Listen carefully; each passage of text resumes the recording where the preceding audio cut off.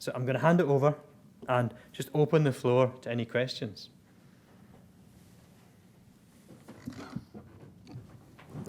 Roger. Why are we not waiting on the AAIB report on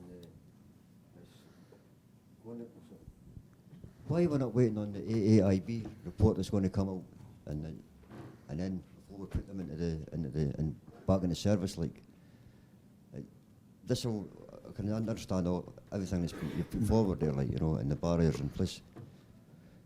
But surely we need to wait on the Air Accident Investigation Board's findings as well, and that's your Eurocopter, your aviation authorities, your independent verifiers, and the Air Accident Board. That's everything. And other than that, the only person you go is a man upstairs, like, you know. And if we could speak to him, we would. Yes. You know, I mean, but Tim, do you want to talk about AIB and how they work? Well, it's AIB conduct very, very thorough investigations that routinely take many years. They're not actually scheduled to publish their final report until at least the middle of next year, I don't think. But they've published a number of interim reports. There's another one due fairly soon, and they are part of the whole process, and they do agree. They've got they're in the same place as everybody else. These are the root causes, and that's as far as they go. They'll make recommendations, but the recommendations are what we're already doing.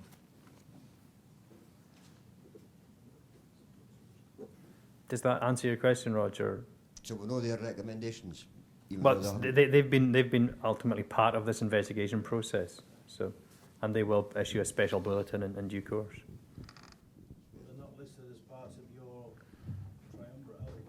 The three people that you've set up, the three groups that you've set up, they're not part of that. They've got no say in this, they've had no input in this. You're saying that what have they said, what information have they given you? The information they've issued is public domain. So, and we HSSG have no bearing on AIB. They operate entirely. You know, they've zero. We have zero influence on what they say, what they do, how they conduct their business. They're totally independent, and they work in their own way. Eurocopter have access because there's an investigation going on, but that's subject to non-disclosure agreements and everything else. So that's why we put in our experts, so that actually we could get that level of internal information out with the, let's say, the back office, and that's not the right word, but the sort of the back process that's going on, because we don't get access to that and never would and never have. So we needed to engage our expert to do that, to actually go in and ask the right questions at the right point. Yeah, the point I'm making is they haven't got their name there at all. Mm-hmm. And the people that were involved with the incident were interviewed by the ARS investigation branch, and they were an element of the questions that they were asking was feedback from the people on the helicopter. But you've got no sign of them up there. You're saying that yes, all these individual people, individual groups have said it's fine. And the word we're looking for is faith. You know, faith in the helicopters, faith in the system. But you've got nothing up there, nothing on the handouts, which are very, very good, I will admit, from saying that the ARS Investment Branch back us up on what we say. So I'll answer that as I understand it. It's not their role to do that. Their role is to do the investigation. It's EASA's role to certify the aircraft, and they have done that in full consultation both with Eurocopter and AIB. And that's so we have to defer to who has primacy here, and EASA certify the aircraft for airworthiness. Yeah. And that's our governance. And if we start, you know, and I don't want to be disrespectful, but we have to believe our governance structure to a point and add the additional layers of assurance that we need. And AIB are part of that process, but they are not, you know, they don't come and won't come to the likes of an HSSG meeting. That's not their role, and they wouldn't. Well, you made a statement saying that they were in agreement with it. We've got no feedback, official feedback saying that they are in agreement with it. Not your statement. Yeah. I understand your honesty, but people would look at a handout and say, well, the ARS Investigation Branch were involved with it. Why are they not doing anything? You know, why are they not saying, yep, we agree with you? Jake, do you want to? Two things. Can we get a microphone to this man so that everybody else in the room can hear what he's saying? Because I think it's critical that we all share what's being said. I think essentially you're talking about why has AAIB not contributed to this thus far. Is that what you're saying? Not verified it, yeah. Not said, yes, we totally agree with it. But they have verified it. I think that's what Les has said to you, that Eurocopter couldn't have come to us and talked to us openly about their findings until such times as AIB had confirmed that they were satisfied with Eurocopter's findings. So AIB are looking specifically at the engineering faults, the root cause aspects, and the mitigation measures that they're putting in place to allow the airworthiness people to take a position on it. And that's what they've done. But in addition to that, AIB's report is looking at every aspect of the incidents, which will include rescue, recovery, PLBs, you name it. That will all fit as part of AIB's reports as well. But as regards to technical root cause and remedies, they've already looked at that. They've agreed to it. I don't disagree with you, but what I'm saying is you made a statement saying the AIB agree with what we're saying, but there's nothing in any of the literature to say this. There's no hard, for clarity, there's no feedback saying we've done this and you've done a fantastic job with it, but the people that were on the helicopter were interviewed, like as I said previously, were interviewed by the AIB, and they are, no disrespect, more of a point of contact for the people that were on the helicopter than Step Change were. I mean, we were helped out and all that sort of stuff, but it's the AIB that we got emails from, and we actually send emails to as well. You're making a statement saying the AIB endorsed this, but there's nothing. All it is words. It's AIB have to work with it's EASA who endorse the airworthiness, and that's where we have to take our primacy from. And I don't know if Andrew wants to comment about where AIB sits in the process, but that's part of an ongoing process and will continue. So they are not, they are not a gate for us in this. It's EASA, CAA, and all the other layers of assurance. So they don't stop this aircraft coming back to service or everything else. So I understand that because they're doing the investigation on it, yeah. But we will go away. I mean, we'll take that question back and actually feed that back to AIB to say, what more can you tell us? I think it's a good point. It's not clear. But I don't know if Andrew can you say anything, Andrew? No, just probably as Jake mentioned. Andrew's from Eurocopter.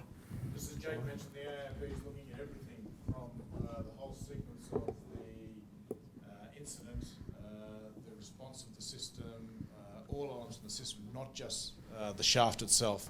So what I will do in the break is try and clarify exactly where we're at with the AIB, what their position is in relation to the EASA certification and all of the other authorities. Can I ask another question? You're going from a 5.2 millimetre to 7 millimetre. That will obviously put stresses on other parts of the gearbox. How long will they be able to test out, to check the extra weight and what have you? Because it totally changes going from a 5.2 millimetre to a 7 millimetre body in the drive shaft. That'll obviously change the dynamics. Well, I don't speak on behalf of Eurocopter, but as you mentioned before, the certification process is a long one. And those are the kinds of things that they will be looking at with the new part. It's thicker, but it's also got more lubrication holes in it. So whether the overall weight has gone up, I don't know. But those are exactly the kind of things that the airworthiness authorities look at during the certification process before we're actually allowed to fit them to aircraft. That's one of the reasons it takes so long. Thank you. And last one, I'm sorry to hog the microphone. There was talk about going at 60% power.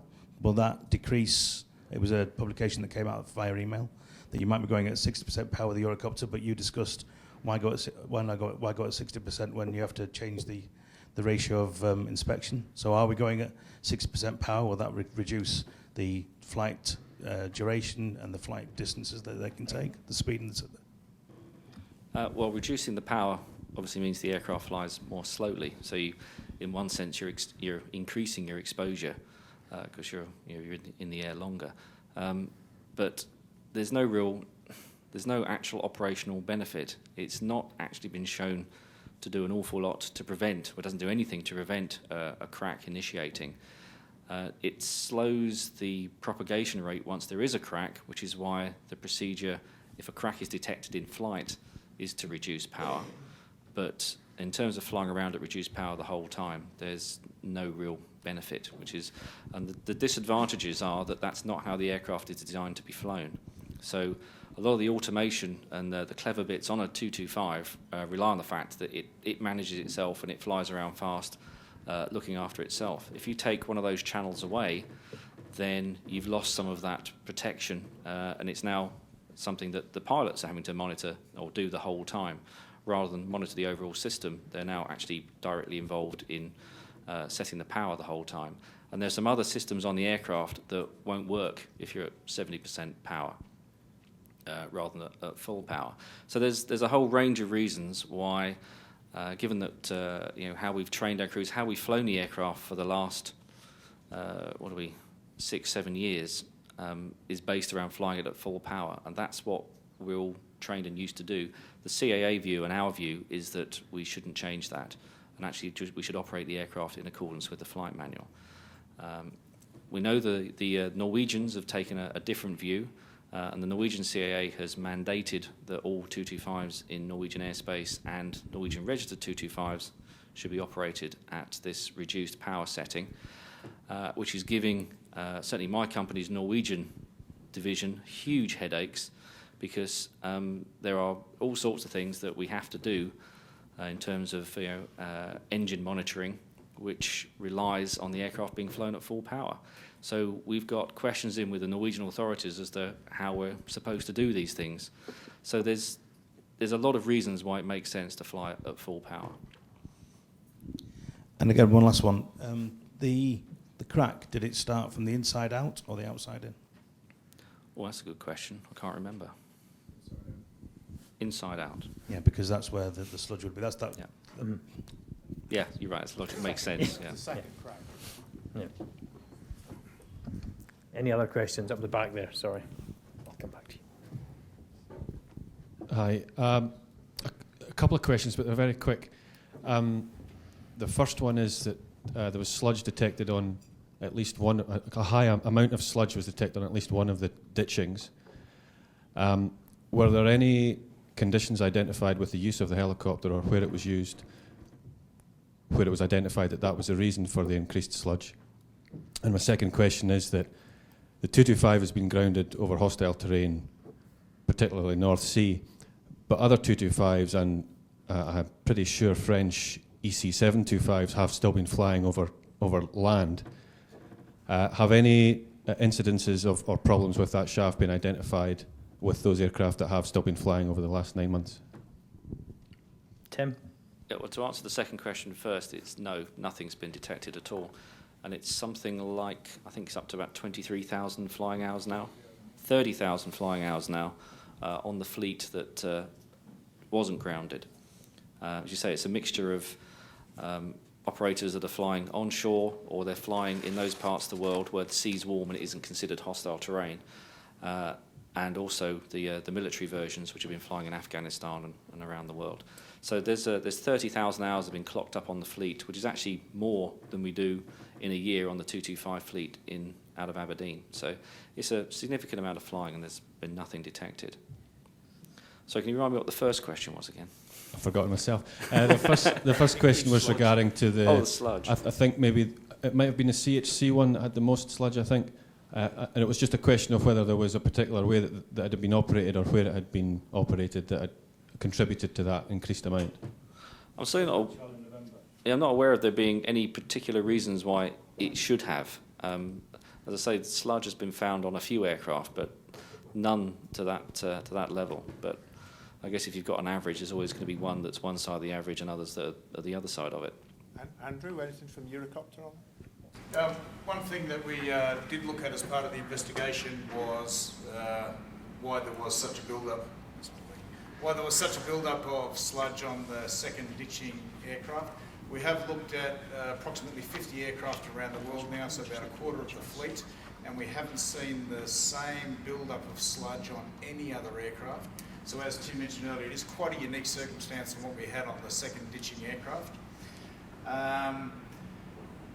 As part of the root cause investigation, one of the 149 branches was looking at the environmental and operational conditions within which that aircraft was operated, and there was nothing that we could determine that could prove that there was something there unique to that aircraft that could have caused that condition and that build-up of sludge and then the trapping of the moisture and the active corrosion.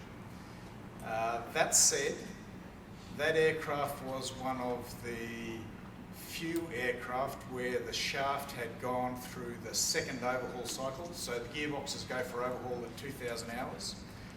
That shaft had been in a gearbox, gone through an overhaul, come out of overhaul, was in its second cycle of operation, and had accrued something like 3,800 hours.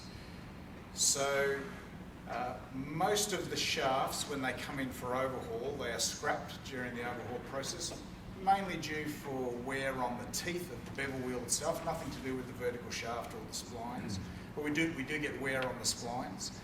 And so it is thought, even though it cannot be proved, that because this was an older shaft with already some pre-existing wear of the splines, where those splines mate with the epicyclic gearbox which sits above this shaft, there could have been additional wear, which means additional paste and additional build-up of mud.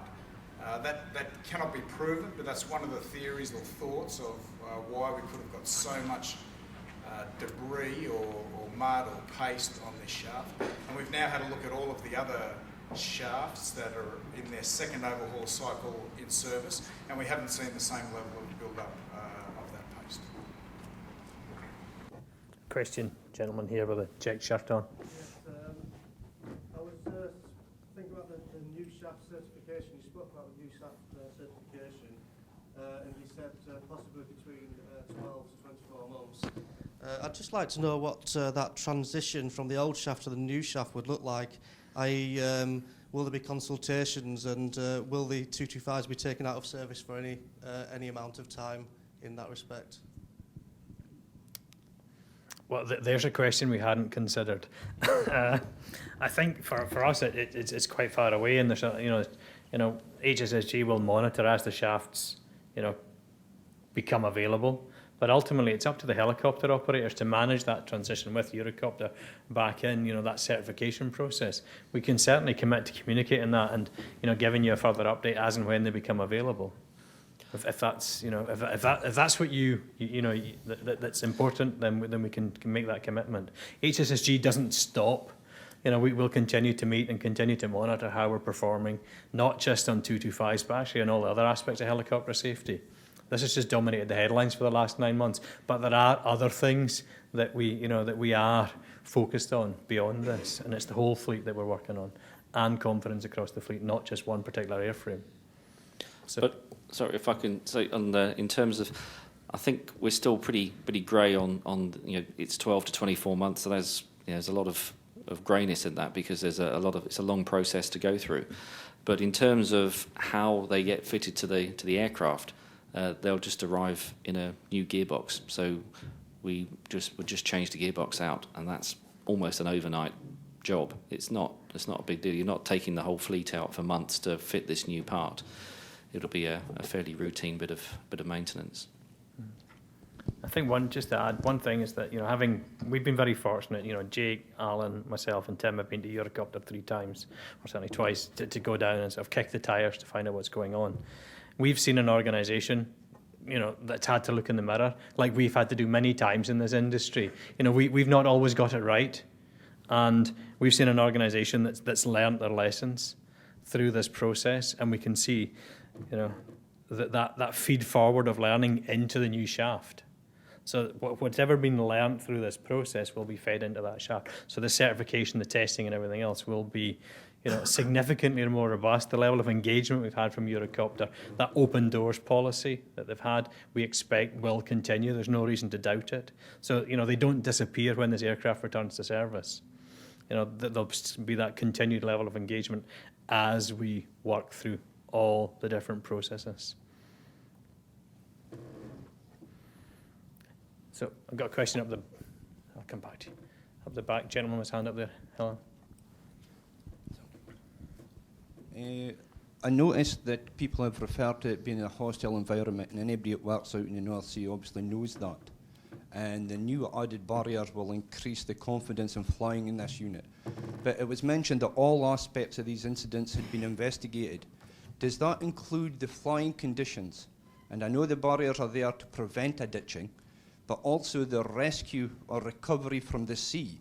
Has the group actually looked at that as an active part of their assessment?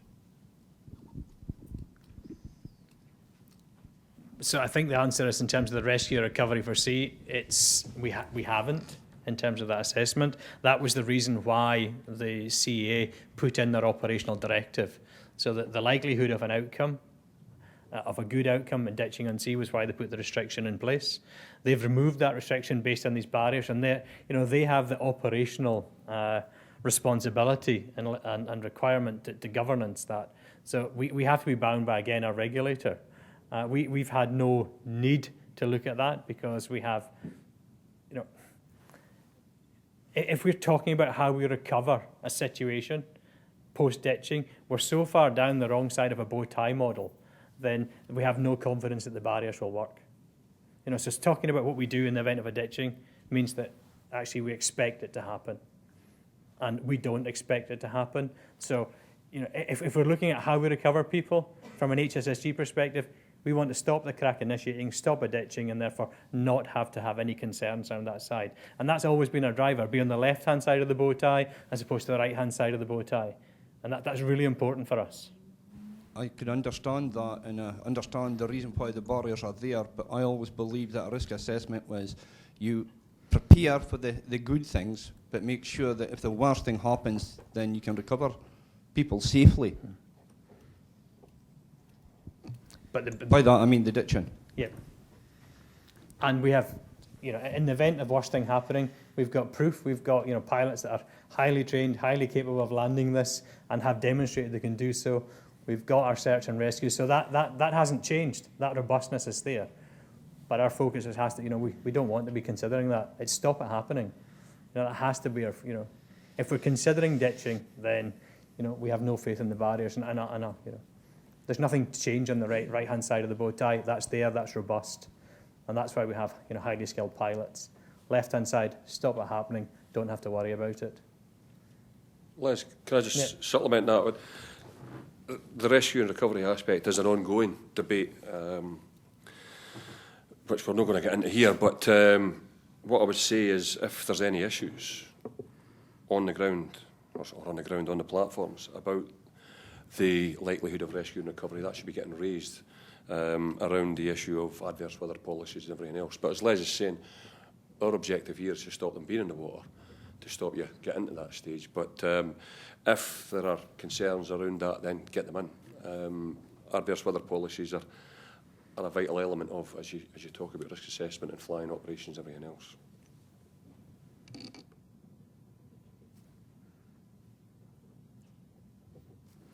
Any other questions? I think I had, one here, gentleman with a beard.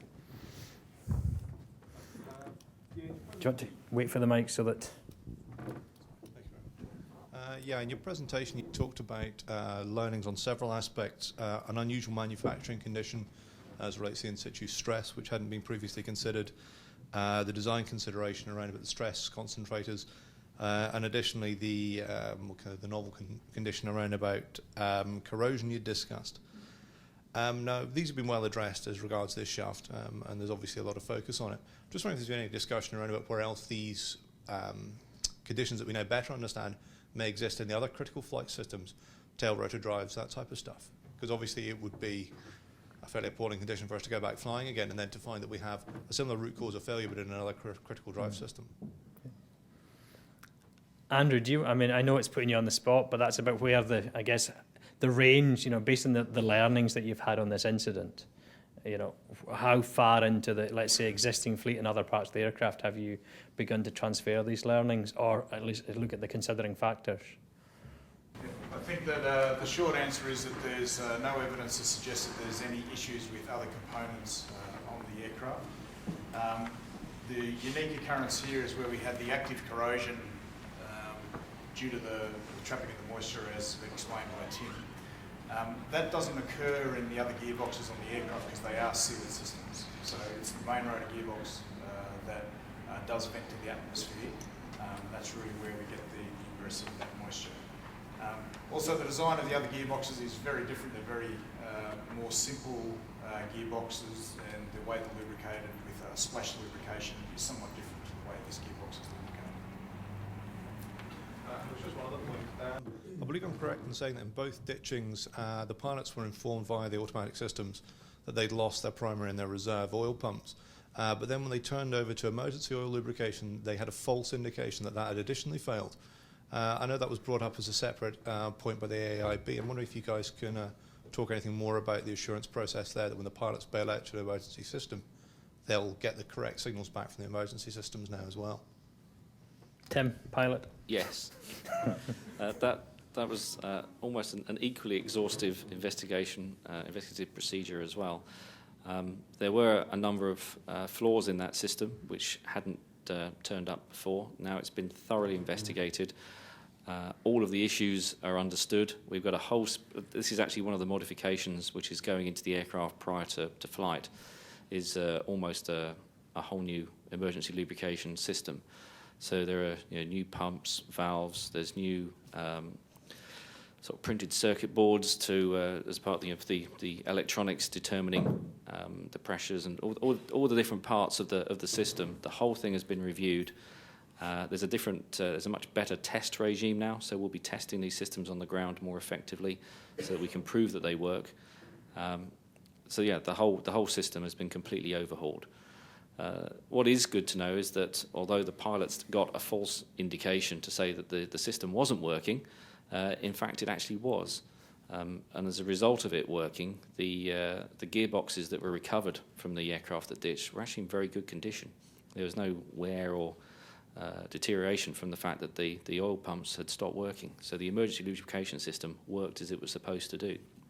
It just the light that shouldn't have come on to tell the pilots that it was working came on to tell them that it wasn't working, and that was a fundamental flaw. Yeah, but in that regard, if the pilot had a positive indication that his emergency system was working, would that have driven him to divert rather than to ditch at sea immediately? Yes, if the MLube system had worked as it should have done, then the crew at that time, because this failure didn't exist, we didn't know about it, it would just been considered as an oil pump failure. The crew had 30 minutes to fly at a reduced power to land potentially somewhere other than ditch in the sea. I mean, it could be unlucky and be more than 30 minutes flying time from anything you could land on, but in both of these particular instances, they could have either landed on shore or on a helideck. Any other questions?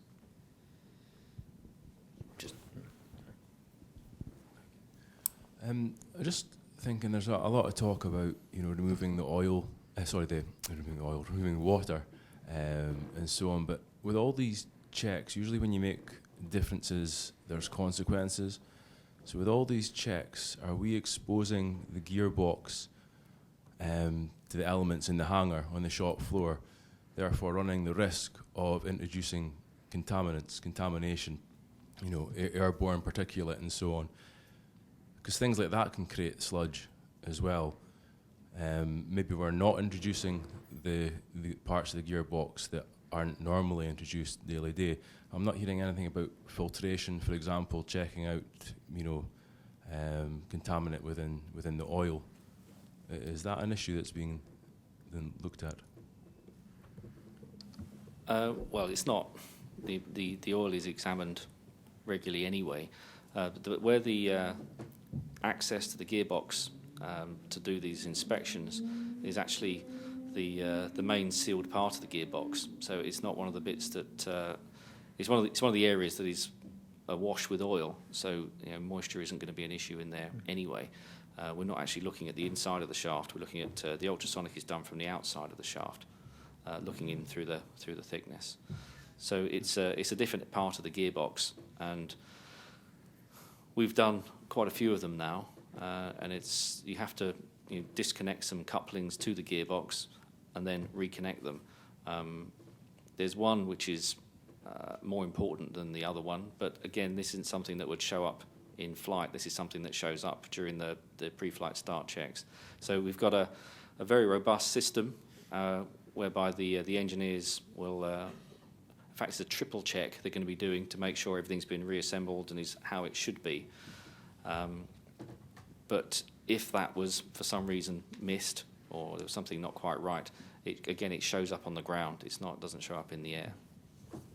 It's just it would just be an expensive mistake because there's a chance of potentially damaging the one of the actuators. So it's not a safety issue. Would be an expense issue for the helicopter operator. Can I just add something? The barrier that's the ultrasonic, so the only real, let's say, invasive barrier, which is minimalist ultrasonics, and actually that was changed because that was originally an eddy current test, and all three helicopters that we have in the room, and certainly Eurocopter themselves, realised that as an invasive process was far, far too onerous and introduces the risk exactly as you've talked about it. So the pushback from your helicopter operators and to Eurocopter was, we need something simpler, less invasive, more accurate that we can do as part of a regular maintenance routine, and that's why we have ultrasonics, because it reduces that risk considerably. So it's purely as a result of exactly that question. So we think we've addressed it. Okay. Any other questions? Chaz.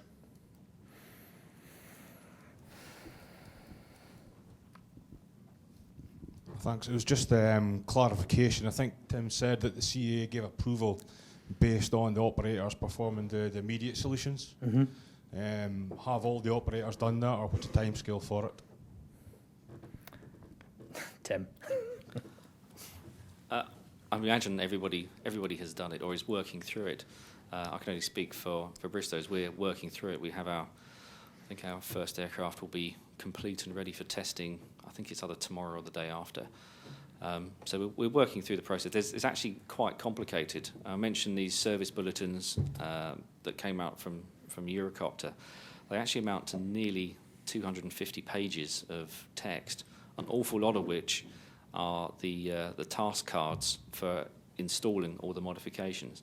So it's not an overnight thing. It takes several days per aircraft to fit all the new parts, and then of course there's a testing phase that we put them through to make sure everything's working as it should do. So that's where we are at the moment. We're working through that process. And then are you working with all the operators to make sure that's all done before they're all clear for flying, or how we're going to know? So we don't have to do that. That's part of the normal process. So we don't have to regulate that. That's part of the civil aviation kind of and airworthiness certification. That's now effectively law. Yeah. So I guess for the workforce, for reassurance, getting on an aircraft that's had the immediate solutions done, how are they going to know? Are they going to be told when they're checking in that this one has had the immediate solutions, the one you're getting on hasn't? You won't be flying in one that hasn't. Yeah, it can't show up if it doesn't have it. Yeah. It's really simple. You know, if these barriers have not been implemented, it won't be on the tarmac. It'll still be in the hangar. It's really as simple as that. Any other questions? No? Can I just, Sir. Les, can I just say if there is any other questions that maybe people are a wee bit apprehensive about asking, then the information sheets, the fact sheets, the cards and everything are there. Get in touch with us on a one-to-one basis if you want to have a conversation. That's what the HSSG is here for, to try and assist you collectively and on an individual basis to build your confidence in these machines. I mean, we've tried to be as open and transparent as we can over the last 9 months. I absolutely am first to say that we haven't always got it 100% right. But in terms of continuing to learn, we've got an evaluation. So there are 2 more sessions today. So your feedback today will help us make the next 2 sessions better. So I'm going to sort of push back the responsibility to you in terms of how can you help us help your colleagues, and what have we done well today, what do we need to learn, and to feed back into the next groups. So I'd really appreciate your feedback. And as you say, if there are any concerns, the fact that, you've got HSSG's email address, you've got John Taylor from Unite, and you've got Jake's email address, get in touch, let us know what's being done, what the mood is, and everything else. We know confidence has been dented. We know that, and we didn't need a survey to do that. We needed a survey to understand how better we need to communicate with you. So that was the purpose of the survey that got so much media. Any one of us could have understood that there was an impact. But what came out of that was what more we had to do in terms of openness, transparency, who had to be in the room, and the level of alignment that you required. And we hope we've tried to shown that today. But if you have any concerns, please, any one of the four of us will be around, and come and see us privately as well. Also, Les, when you mentioned the trade unions, there's British Airline Pilots Association. Yeah. Derek Watling, representative, sits on HSSG. And just to supplement that as well, he has been involved with the pilots who have had sessions like this with Eurocopter and their employers. Pretty gruelling sessions, I believe, for Eurocopter, according to the Pilots Association. And they've come through that as well. And I would also emphasise, if at any time during the process of checking in, you're concerned, time out for safety, lads. I want to speak to the pilot. I want a wee bit more assurance. And that'll be provided as well. Okay. So thanks very much for showing up. It's really appreciated. Safe home, I guess. Take care.